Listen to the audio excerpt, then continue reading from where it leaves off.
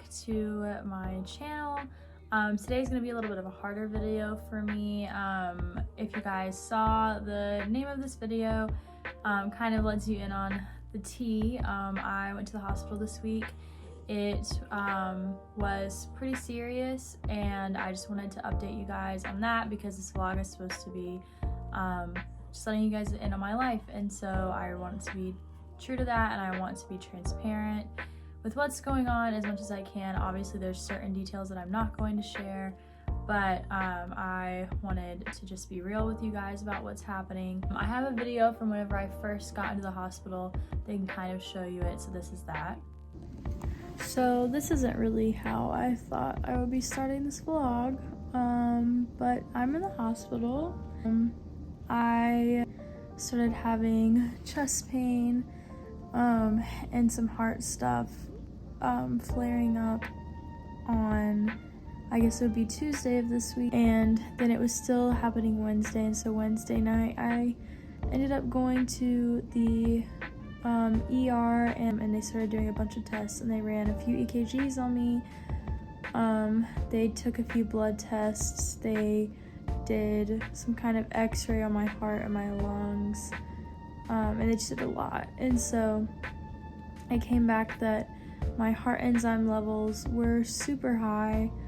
It's like 6 a.m. and I haven't slept at all, and it's like so hard to sleep because there's needles all in me, and there's EKG monitors all over me, and there's a blood pressure monitor on my arm, and it's like I can't move without wires being moved around. Oh yeah, so I thought, what better to vlog than my hospital journey? So yeah, welcome to this week's vlog. What happened is Tuesday I was out to eat with one of my friends, and my chest started hurting really bad, and my heart started racing, and my heart started palpitating. And so honestly, usually I would just not do anything about it because I went to a doctor in 9th grade in high school, and they told me it was just anxiety and essentially to go to get therapy or get over it.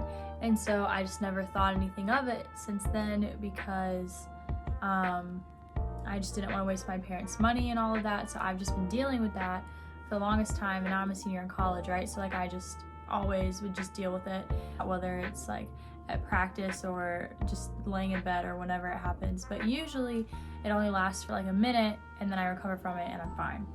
This time though, it didn't stop. And so I have like a Fitbit watch thing, and it tells me my heart rate, and I know they're not super accurate, but they're somewhat accurate if it stays like consistent. And so my heart rate, once I got back, I checked it and it was at 178 BPM. And so I thought it was just a panic attack, and I went to sleep because that's usually how I fix panic attacks.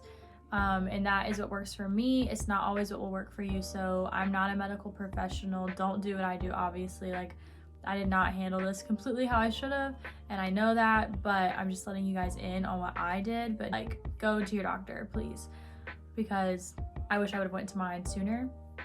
But anyways, so I took a nap, and I woke up an hour later because I was gonna go watch The Bachelorette with a group of friends because priorities. And I checked my heart rate again, and it was at 163, and I was like, well, I guess I'm not going, like that didn't fix anything. But I was still feeling really tired and really out of it, and so I went back to sleep, and I woke up again at like 1 something, and my heart rate was in the 130s. And so I got up to get something to drink, and I came back, and I guess I fell asleep again at some point because I started feeling like I was gonna pass out. So I sat down on my bed, and at some point I fell back asleep. And so the next morning I woke up, and everything from like this, so from my rib cage all the way up into like the back of my neck where my neck meets my head was so sore, and my heart was like, the best way I can describe it is I can feel it like trying to beat, but it's like tired, and I don't know how else to explain it, but I can just tell that like it's like having trouble. And so I took it really easy that day. My heart rate was a little down, like it was in the 90s for resting, which was better than, 170 something for resting. So I just waited because I didn't want to cry wolf again. I called my mom, and I was like, I think something's wrong. Like like this isn't how it usually happens, and it hurts really bad, and like I kind of just want to cry, like I don't know what to do. And so we decided that, you know, I just needed to take it easy. I needed to eat something, not freak out about it, drink some water. And she was gonna call me after she got off of work in a few hours and see if I felt any better, because it might have just been a thing. And so I waited the time, and my heart rate went around 90 the rest of the day, got to 80 at one point, but it kept staying there. But I also was just like sitting there the whole day because I was so afraid to move and make it go up. And so we decided that I should probably go to the ER, but that I didn't want them to say the same thing they had said before, that it was just anxiety, because I was like, no, I can tell exactly when my anxiety started. After I felt the heart stuff first, and then I felt the anxiety start and make it worse. And so I didn't want them to say the same thing. And so I was like, well, like I need to get my heart rate up a little bit so they at least pay attention to me and like listen to me that something's going on. And so I decided to go to my Bible study, because my Bible study was meeting that night. And so I went to my Bible study, and I spent some time with the girls there. We were reading Esther. It was great. And so during prayer requests, I asked if, you know, they could be praying for this, because I expected to go to the ER tonight. And they all were like, what? Because I was just sitting there fine, eating cookies the whole time during Bible study. And one of my friend's dads is a doctor, and so I asked him what his opinion was, if I should go or not, and he said definitely yes. And he told me to ask for blood tests specifically, because they would be able to tell immediately that something happened, even if it was a day before. And so two of them went with me, and they drove with me to the hospital, and walked me up to the door. And I went into the hospital, and I got to the emergency room, and they immediately took me in to the triage center, and they took some blood, and they took my vitals, and they put an EKG on me and checked my chest and everything and all of that. And then they sat me in the waiting room, and I waited in the waiting room for like 4 hours before they came and got me. Low-key think they forgot about me, but it's okay, because they came and got me eventually. And as soon as they got me into the actual like ER room, it was probably, I want to say like 2 a.m. They came and they hooked me up to like 3 different IV things in this arm, and then they took a bunch of blood from this arm and this arm and took that to the lab, and they hooked me up to an EKG, and they had a heart monitor on me and a blood pressure thing on me, and they came in and all of them were asking me different questions, and getting a lot of things came back normal. And the doctor came in and was talking to me and asking me what happened, and I was like explaining it to him, and I was like, look, I've been before, and it was in 9th grade, and they told me that it was just anxiety, and I'm telling you it's not. Like, I'm telling you I could tell when my anxiety started, and it wasn't what caused this, and I need you to take me seriously, because like anxiety is not what made this happen. And he's like, no, I believe you. Like, I believe you. We're gonna figure this out. Like, I'm so sorry that they said that, but we're gonna figure it out. And all of a sudden, the lab lady comes back in, and she's like, so we're just gonna need to retake some of your tests, because certain parts of your panel came back really abnormal, but it's not really making sense with the rest of the panel. So we're just gonna retake it just to make sure. And so I was like, okay, that's fine, like, take the blood. So they retook the panel, and then I overheard my doctor, and he called like, I want to say like 5 consults or something like that, because he was so confused. And the nurses kept coming in and asking me like weird questions.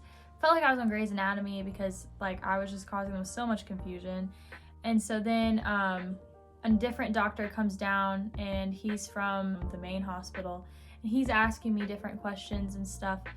And so then the doctors come back in, and they're like, so the reason we've like kept you here so long and started, you know, so many tests on you is because your heart enzyme levels came back, and it looks like you had a heart attack, but nothing else matches that. So we don't think that you had a heart attack. You're 21, you're really healthy. It doesn't make sense for you to have had a heart attack, but that's what the labs are showing us. And so we're gonna do some more tests, because we don't like understand yet why. And so they did an x-ray, they did an echocardiogram, and they took some more blood, and it came back that my troponin level is supposed to be from 0.000 to 0.034. You're indicating that you're having a heart attack or something of injury in your heart when it's at 0.127. Mine was almost at 3, like 3 point something. And so that is like crazy high. And they were just basically like, how are you not dead? Like, we don't understand what's going on. And so it turns out that I have something called myocarditis, and they think that it was inflamed by COVID, but they think that I've had it for a really long time because these are symptoms I've been dealing with since I was in 9th grade. But the right side of my heart is super inflamed right now.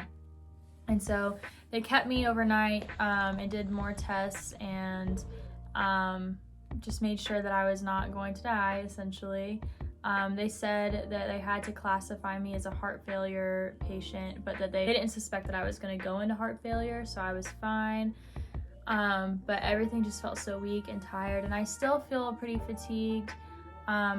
But they have me on a lot of restrictions, so I have to take certain medicine to calm my heart rate down so that my heart can start beating regularly and start, healing itself. And so because they're making me slow my heart rate down, I have to take my own blood pressure every little bit.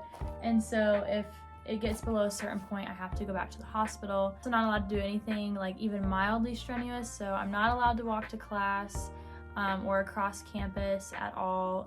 Anything that really gets my heart rate up above like 90 is out of the park. I'm not allowed to do it. I have to wear a heart monitor, and so this is just like part of it. I have to wear this for 2 weeks. And then I have to go to the cardiologist at the end of the month and get reevaluated. And then that just kind of starts a whole new process of going to the cardiologist and making sure that my heart is good. And so anyways, I'm fine now. I think I will go back to the hospital potentially if it flares up again. But I'm just so thankful to the doctors at the hospital that they actually took me seriously, unlike the last doctor I went to, because if they would have just looked at my EKG, they would have thought I was fine. But they actually listened to me, and I was like, no, like something is wrong. So I'm editing the video right now, and I just wanted to say, like, I wasn't really clear about how bad it was, but it was really bad, and the fact that I've been dealing with this for so long is just crazy to me. And so something I want to say is just like, God is so cool, and like I think that a lot of times, we in our society are just afraid to kind of give things to God for some reason, but like there's essentially no reason that I should be here right now, and God has been protecting me not only from what just happened, but also for the past like years, like 8-9 years, and who knows how long. And so like I just think that is so cool and such a cool testimony that like God is so powerful and he's so cool, and I could elaborate on it all day, but I just wanted to make sure that that was in the video somewhere, because like God gave the wisdom to the doctors for what to do and what it was, but he also has been protecting me for so long. And so and so something else the doctor said is, I've been dealing with anxiety my whole life, but around 8th or 9th grade, it got really bad. They all kind of said, this medicine that we're putting you on, like if this fixes what's going on with your heart, like honestly, it could help your anxiety a lot. And so they're all really interested to see if it, one, fixes the issue, but also if my anxiety lessens and if my palpitations go away, or at least lessen. And so I'm interested for that too. I'll try to keep you guys updated. If you have any questions, if you guys have ever experienced anything like this before and you would like to offer me some advice or encouragement, please comment down below. But other than that, I'm fine now. My mom is actually on the way here now. They wouldn't let her into the hospital because of like all the COVID stuff going on, which is fine. I had great nurses, I had great doctors. They were all so nice to me. And they all were very loving and kept me company and stuff. Honestly, a little too much company because I didn't sleep at all, but that's okay because I'd rather have too much company than be alone. And so if you guys would like any more funny stories, the nurses and doctors were hilarious, and so I could tell you some different stories. My main nurse from whenever I got admitted, he looked just like the youth pastor at the church I go to, which was the craziest thing. Like, even his voice sounded like it. And he was very funny. Made sure I got good food because I was a very high maintenance eater while I was at the hospital. I hate to say it, but I was. Thank you guys for everything. I love you guys, and stay safe.